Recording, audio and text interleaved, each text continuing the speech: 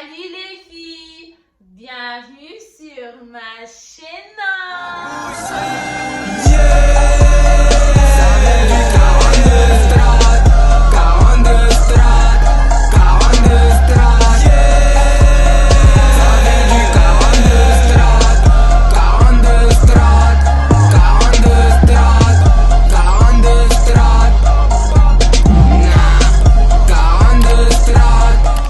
Alors aujourd'hui, on se retrouve pour une nouvelle vidéo, partie 2 de suite à cette vidéo. Vous m'avez posé des questions, je vais répondre vite fait avant de commencer à expliquer la partie 2. Le temps que je revienne et tout, j'oublie les bonnes manières, vous avez capté. Donc n'oubliez pas de vous abonner si ce n'est pas encore fait, de liker, de commenter, de partager. Donc là c'est chaud, il faut que ça pète, vous avez vu ou pas? C'était un peu frais en fait ma grossesse, et vu que j'ai souffert pendant cette grossesse, franchement en parler comme ça, vraiment dire genre toutes les galères et tout, c'était chaud. Mais je vais quand même vous dire médicalement parlant ce qui allait pas et tout. J'avais un dégoût alimentaire, donc ça veut dire que je ne mangeais absolument rien du tout. Je vomissais absolument tout. Le peu que je buvais, c'était de l'eau, ou c'était du jus d'orange. À un moment donné, j'ai eu le visage très sec à un moment, mais genre vraiment sec, je pelais. C'est une dingue. J'ai perdu 3 dents, mais heureusement c'est les dents de là-bas derrière. Genre, j'ai commencé à vomir du sang. Donc je vomissais vraiment du sang, incroyable, incroyable, incroyable. Et c'était souvent un truc qui n'est toujours pas bien parti. J'avais de l'hypersalivation. Et dites-vous que le matin, j'ai encore de la salive en fait. J'ai changé de coussin 2 fois. Mais vraiment, je les ai jetés parce que c'était genre je bavais, mais dégueulasse. On m'a demandé ouais pourquoi je parle pas du père de mon fils. Non en fait, je sais pas, j'ai pas envie. J'ai pas envie en fait, non je regarde. En fait pourquoi je parle pas du père de mon fils ni de qui que ce soit. En fait je vais plus parler de mes proches parce que j'ai remarqué que j'ai pas envie de les mêler à mes histoires. Les gens qui m'aiment pas, j'ai remarqué à chaque fois que vous aimez trop vous attaquez aussi les gens qui sont proches de moi, j'ai pas envie. Donc reste. Peming n'a pas de Kay, mais on parle pas de papa de Kay parce que papa de Kay, Azan a eu peu youtubeur, Azan a eu peu garçon des réseaux, c'est pas parce que j'ai dit ça que moi et papa Kay bizarre. Mais c'est pas parce que je dis que c'est pas parce que je dis ça que vous avez capté ou pas. C'est pas parce que, parce que moi, on a traumatisé. Moi, on a un coup au colbo, mon athée. Et j'avais notre temps ma casse. À un moment donné, il faut savoir préserver des choses. Comme mon fils, je le préserve. Mais en vrai, voilà, je préserve, vous savez, ma famille, mes amis et tout. Comme ça, si vous me détestez moi, détestez-moi, détestez pas les proches de mes proches parce qu'ils n'ont rien à voir dans mes histoires. Je me demandais aussi si j'allais montrer Kayron sur les réseaux. Non. Non. Je me demandé pourquoi Kayron, il porte mon nom de famille. Je vous explique, en Belgique, ici, tu peux mettre 5 prénoms à la suite du premier prénom. Vu que je voulais que mon garçon, garçon de chance comme son arrière-grand-père, garçon Mbongo, Komboya Poa, Komboya Kilo. Donc c'est pour ça que je lui ai donné comme prénom. Donc le lot là c'est dans sa carte d'identité, mais c'est dans les prénoms. Il porte le nom de famille de son papa. Kayron le l'a avoué, ça sonne bien, wesh. Kayron Paradis, wesh. Avoué, ça sonne bien, wesh. On va pouvoir passer à la story time. Donc on en était où? Semaine avant mon accouchement, je devais aller chaque 2 jours à la maternité et tout pour qu'on fasse des monitoring. Donc c'est juste pour voir les contractions, le battement du cœur et tout de l'enfant et tout, des trucs comme ça. Rien qui bougeait. Franchement, en plus, on dirait qu'Indoki, quand je partais au monitoring, aucune contraction. D'accord, on a un lac où je commence à avoir mal. En plus, c'était que le soir. Je commence à avoir mal, mais je me disais que c'était pas assez. Ils m'ont donné une date pour me provoquer et tout. Avant ça, genre les 2 jours avant, j'ai marché. J'ai fait tout ce qu'il fallait faire, les escaliers, le ménage. J'ai plié, déplié les vêtements, tout, refaire ma valise. Tout, j'ai tout fait à 1 cm depuis longtemps et ça n'a jamais bougé. Donc, Kay voulait répondre dans le ventre de maman parce qu'il savait que le monde noir, c'est trop ma tata. Être le fils de Landrine, c'est trop compliqué. On est parti à l'hôpital, je suis arrivée à l'hôpital, on met le premier médicament à minuit 30. On met le premier médicament à minuit 30, on me dit qu'on va mettre le deuxième à 9h, je pense, je sais plus trop, mais je pense que c'était ça. On me dit ouais, si d'ici là, t'as pas accouché, on mettra le deuxième à 9h si ça n'a pas trop avancé. Ouais, donc on met le premier comprimé, donc c'est un comprimé qu'on met par voie vaginale. Et puis on met le monitoring. Quand on met le monitoring, vous savez, on me dit quoi? Il supporte pas bien les contractions. Il supporte pas les contractions. On va vous mettre directement en salle d'accouchement au cas où il y a un problème. Juste, tu m'en veux toi aussi, genre. Aussi, t'es seule sur moi. Ça y est, tu vois ce que je veux dire là, c'est chaud. Genre, moi, je pensais directement à la mort, hein, je ne vous cache pas. J'étais vraiment pas sereine. Quand on m'a dit ça et tout, j'étais stressée, j'avais envie de pleurer, mais j'avais pas envie de stresser ma mère parce que c'est une stressée de la vie. Donc j'étais là, seulement j'écoutais. Ouais, les battements du cœur du petit et tout, il ralentit, c'est tout, je sais pas trop quoi. J'étais là, pardon. Je suis partie au salle d'accouchement. Je pensais que j'allais accoucher dans l'heure. Hein. Franchement, moi, j'étais. J'avais pas peur de l'accouchement, hein, mais c'est juste que mon ça, j'ai eu peur. J'ai eu vraiment peur. Mais j'avais pas peur de l'accouchement. Donc moi, je me dis, vas-y, tranquille, je vais accoucher bientôt. Du coup, ils m'ont mis là-bas. Et il commence à regarder et tout. Il dit, non, ça va et tout, fausse alerte et tout. Ces battements du cœur sont tout à fait normaux et tout. Nan, nan. Il me dit, ah, mais j'ai dit, merci, c'est bon. Franchement, j'étais déjà ils viennent et tout pour regarder. Allez, j'étais à 2 doigts. Rien du tout en fait, rien du tout. Donc ils ont dit quoi? En vrai et tout, on va te mettre la deuxième par perfusion et tout. Et tout, ma mère a dit, bah, vas-y, tu sais quoi, pendant qu'on fait ça, je vais profiter pour aller manger et tout et manger. Donc ça, je suis tranquille. Ma mère, elle part. Ouais, 30 minutes, c'était trop. Je souffrais le martyre. J'avais mal, j'avais envie de mourir. Je n'arrivais pas à supporter. J'arrivais pas à... Je me dis, Landrine, tiens, j'arrivais pas à tenir. 30 minutes après qu'il m'ait injecté le truc, j'arrivais pas à tenir. Et j'appelle ma mère, je dis, maman, reviens. Et je suis en train de pleurer. Maman, reviens, s'il te plaît. Comment j'ai pleuré, ouais. Ma mère, elle est venue en bombe. Puis après, j'ai appelé le médecin, j'ai dit, non, je peux pas supporter. En fait, c'est quoi ce truc que vous m'avez mis? Vous voulez me tuer ou quoi? Vos trucs de règles fois 1000, là, c'est pas vrai. C'est rien à voir avec les règles. En fait, c'est un mélange de... En fait, si c'est un mélange de règles, de douleur comme si tu avais la dia. En fait, je sais pas. Ça fait mal. C'est la pire douleur du monde. Je pense qu'après ça, je peux même me tatouer le front. Je pense que j'aurais pas mal. Parce que c'est atroce. C'est atroce, atroce, atroce. Je dis pas ça pour vous faire peur, mais les gens, ah, j'ai pas... ça fait mal. Ça fait très très mal. Vraiment qu'ils ont accouché sans péridurale, c'est trop fort. Franchement, moi, je sais pas comment vous avez fait, mais vous êtes les meilleurs, les meilleurs. Moi, des trucs trop mignons, sentir mon enfant descendre. Maman, tiens la péridurale en fait. Y a pas. Dites-vous que je suis rentrée à l'hôpital à minuit. Hein. On m'a mis le premier médicament à minuit 30. Tout ce que je vous raconte là, c'est jusqu'à 11h comme ça. Vers 18h comme ça, je commence à avoir des douleurs. J'avais la péridurale là, mais je commence à réavoir les douleurs. Je commence à ressentir. Et je ne veux pas appuyer parce que je me dis non, c'est bon, Landrine, tiens, et tout tracasse et tout, ça va aller. Et à un moment donné, j'en peux plus, je commence à appuyer.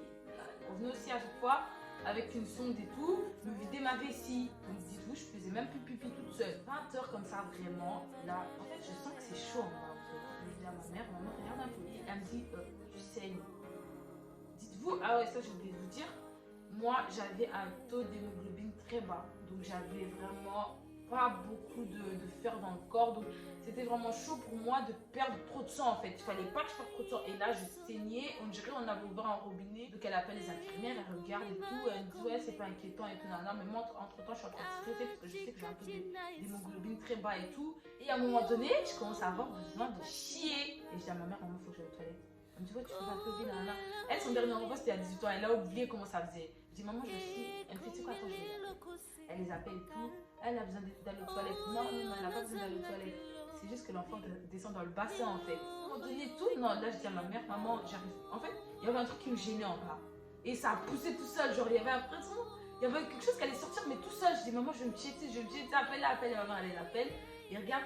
Oh, voilà la tête du petit. Il a beaucoup de cheveux. Elle me dit des trucs comme ça. Je dis à ma mère, maman, appelle mes soeurs. Donc, la 10, Demba et Goudia. Elle les appelle toutes les 3 en FaceTime. Ils préparent les trucs et tout. Et je vais pouvoir pousser. C'est trop mal, genre. Je savais pas comment pousser. Elle me dit, non, il faut pas faire comme ça et tout. Non, vous y arriverez jamais comme ça et tout. Que du stress. Vous y arriverez jamais comme ça et tout. Et moi, je sens que le petit, il pousse. Moi, je me dis, il y a quelque chose qui me dérange, il étouffe. Et j'étais trop stressée.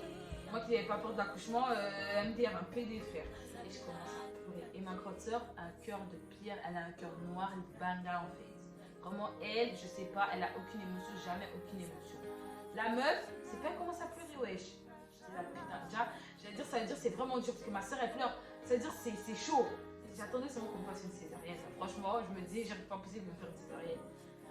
Et après, genre la meuf et tout, elle était trop gentille, c'était une stagiaire. Elle me ramène un miroir et elle dit regardez. Et là, elle me met entre les jambes et je vois la tête de mon fils. Je vois la... Eh, je suis trop émue là, non, là c'est chaud. Je vois la tête de mon fils et Seigneur, non. Eh, je leur ai dit, eh, venez, je vais pousser. Eh non, franchement, je suis trop émue. J'ai attrapé 2 trucs comme ça. En 3 poussées, ma gueule, j'ai mis mon fils dehors. Et je pensais à toutes les galères que j'ai eues. Et j'ai dit, là c'est là, tu vois. Là, t'es arrivé au bout du chemin. Je me dis ça dans la tête. Et ma mère était tellement en train de prier et tout, là. Ça me donnait plus du courage. Et je repensais que au miroir. Et puis, paf, il est sorti. Et quand il est sorti, oh, Machallah. Machallah. Il était trop beau. Il est sorti tout propre. Il est sorti tout propre. Mais j'ai quand même refait parce qu'il n'a pas pleuré. Et il faut savoir que moi, mon petit frère, il est né avec une malformation du cœur. Il a été opéré à cœur ouvert le 7e jour après sa naissance. Et genre, quand il est sorti du ventre, moi, nous, ça, c'est un truc, même ma soeur, ça nous traumatise. Il n'a pas pleuré. Il est devenu tout bleu. Et moi, je le regarde, il pleure pas. Et puis j'ai directement dit, pourquoi il pleure pas? Et directement, il a pleuré. Il a entendu la maman. Il a entendu que maman s'est inquiétée. Il a pleuré. Ah, Seigneur! Non. C'est un truc de fou, je vous jure, donner la vie, c'est un truc de fou. Respect à toutes les baby mamas, les jeunes comme les vieilles en fait. C'est trop un truc de fou. On l'a mis ici. J'ai commencé à pleurer.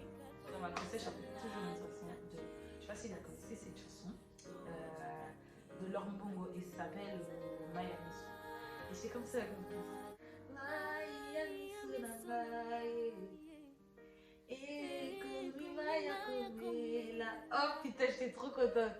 Kati Gazina est sauvée. Ah, j'étais trop heureuse. Les gens avec qui j'étais à l'église au réveil, ils savent que cette chanson, elle m'a fait pleurer. Ça, c'est une chanson que j'ai chantée tout au long de ma grossesse parce que on m'avait dit que ce serait difficile pour moi d'avoir un gosse. J'ai eu beaucoup d'épreuves, mais il est là en fait. Phare et tout. Ouais, j'avais le placenta qui devait sortir. J'ai poussé encore, mais ça c'était vite fait, franchement. Ma mère, elle a coupé le coton et tout. Elle a dit, quand elle a coupé, elle a dit, tu seras la tête et non la queue. Puis après, j'ai été transférée dans ma chambre et tout. Puis après, il y a le papa de Kate qui est venu. Un moment trop émouvant en fait, je sais pas, parce que depuis Mino et c'est là on a vraiment genre c'est trop chouette. Je vais vous parler de le retour à la maison, tout ça, comment ça s'est passé pendant le premier mois dans la prochaine vidéo. Mais là, tout ce que j'ai à dire, c'est que franchement gros cœur, c'est toutes les mamans, c'est vraiment comme sans péridurale, comme avec péridurale, vous êtes toutes des guerrières. Ma première nuit avec lui, c'est vraiment comme ça. J'ai chanté. Toi qui m'émerveille, tout le monde sait que je t'aime. Et je l'ai regardé comme ça. Trop d'amour à donner, Ponayo Kéron. Pour toi, je veux tout donner. J'espère que tu vas me la force de bien m'occuper de Kéron aussi. Faites des prières pour moi, faites des prières pour Kéron. Ma prière m'a bêté parce que de toute façon, tout ce que vous allez faire en mode bizarre, nul et sans effet, non, ça ne peut pas paraître. Par ça, on m'a demandé pourquoi est-ce que au début j'ai chanté dans ma première vidéo, enfin dans la première partie, pourquoi j'ai chanté cette chanson. C'est vraiment, en fait, c'est des chansons que j'écoutais pendant ma grossesse. Quand je voyais que des gens que j'ai aidés, des gens que j'ai défendus, des gens que j'ai nourris, bien qu'ils n'étaient pas des clochards en mode ils n'ont pas à manger, mais j'ai donné du mien en fait. Tu vois ce que je veux dire? Des gens que, alors aujourd'hui j'ai des ennemis qui sont pas mes ennemis que j'ai défendus. Et aujourd'hui, ces personnes-là, c'est les mêmes personnes qui m'ont mis dans le mal et qui ont hagué ma grossesse, qui m'ont haïe, qui étaient là, qui faisaient tchic-tchac-tchac, alors qu'ils savaient que c'était difficile pour moi d'avoir des marmots. Bah, en fait, c'était pour ça. Parce que franchement, vous foutez, voilà. Vous foutez, vraiment vous foutez. On est toujours le mauvais dans l'histoire de quelqu'un. Je peux être la mauvaise dans l'histoire d'une personne, deux personnes, mais je ne suis pas la mauvaise dans l'histoire de toute la terre. Alors c'est vraiment pas gentil de vouloir s'accaparer une histoire pour vouloir me faire. Parce qu'en soi, fallait venir me faire quand j'étais en pleine forme en fait. Même si on a commis une moupée, c'est pas pour autant que je vais me laisser marcher dessus. Hein. C'est juste que je suis une grande personne, maintenant je suis maman. J'ai pas envie dans 10 ans, mon fils vient me dire ouais maman c'est vrai que tu avais fait ça, c'est vrai que tu avais fait ça. Non. Alors aujourd'hui je suis plus toute seule, tu vois.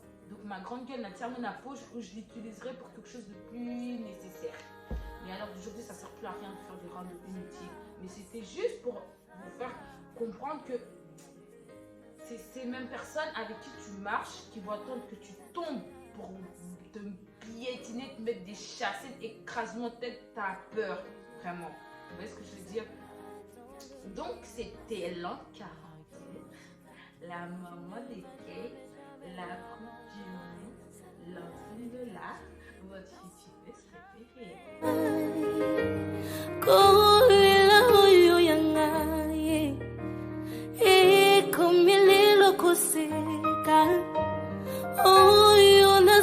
Kilobi lilo yo ikomi yanga